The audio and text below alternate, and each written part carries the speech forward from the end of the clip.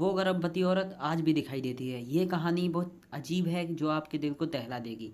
तो सिंगापुर के एक छोटे से गांव चंगी के पास स्थित एक अस्पताल, जिसे चंगी अस्पताल के नाम से जाना जाता था, ऐसा ही एक स्थान है जहां भूत प्रेतों का वास है। इस अस्पताल में जितने भी लोगों की जानें गईं, आज वो एक आत्मा बन के यहाँ आने वाले हर इंसान को अपने पास ना आने की चेतावनी के तौर पर उन्हें डराती हैं।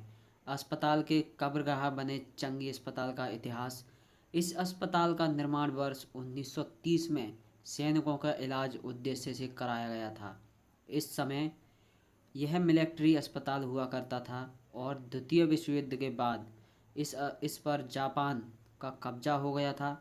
उस समय हजारों की संख्या में जापान के घायल सैनिक इस अस्पताल में लाए गए, लेकिन उस समय मेडिकल सुविधाएं कुछ खास उपलब्ध नहीं थी। इसीलिए जितने सैनिक यहाँ भर्ती हुए थे उनमें से ज़्यादातर मौत के घाट हो उतर गई।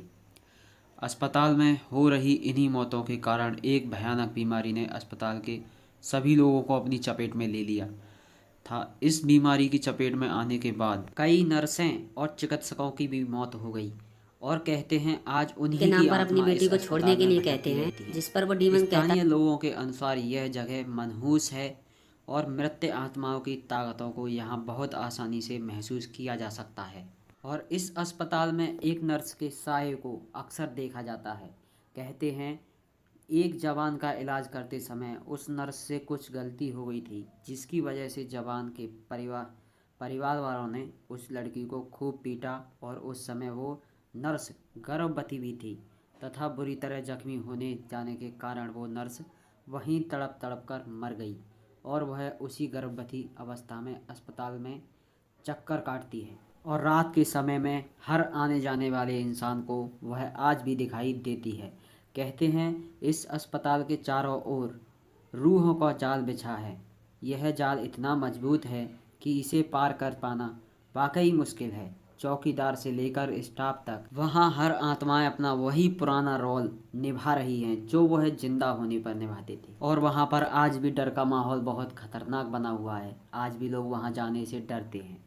और ऐसी ही एक और डरावनी कहानी सुनिए। तो ये कहानी है एक अमेरिकन औरत की। वह अमेरिका की पहली ऐसी औरत थी जिसकी मौत टाइफाइड की वजह से हुई थी। लेकिन वहाँ के लोगों को लगता है कि वह मरी नहीं बल्कि आज भी रूह बनकर उसी अस्पताल में भटक रही है जहाँ कभी उसकी मौत हुई थी। यह वजह है कि उसकी मौत के बाद भी लोग उसे पहचानते हैं और अमेरिका की रहने वाली मैरी मेलन को लोग टाइफाइड मैरी के नाम से बेहतर जानते हैं। मैरी को टाइफाइड से ग्रस्त होने के बाद एक आइलैंड पर स्थित अस्पताल में भेज दिया गया था जहां उसकी मृत्यु हो गई थी।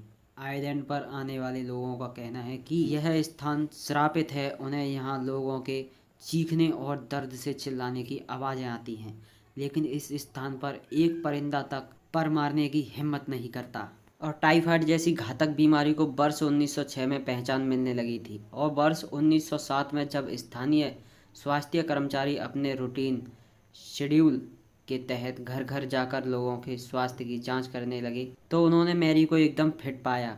लेकिन किसी को यह समझ नहीं आया कि मैरी के शरीर में टाइफाइड घर कर चुका है और जबकि टाइफाइड संक्रमण से फैलने वाली बीमारी है, तो मैरी से होते हुए यह बीमारी उसकी बेटी और मैरी जिस घर में काम करती थी उस घर की मालकिन, इस तरह जिस घर में मैरी काम करती थी उस घर के रहने वाले 11 लोगों में से 6 को टाइफाइड हो गया और मैरी का शरीर पूरी तरह से संक्रमित हो चुका। इसीलिए मैरी को एक अकेले नॉर्थ वेदर आइलैंड पर भेज दिया गया।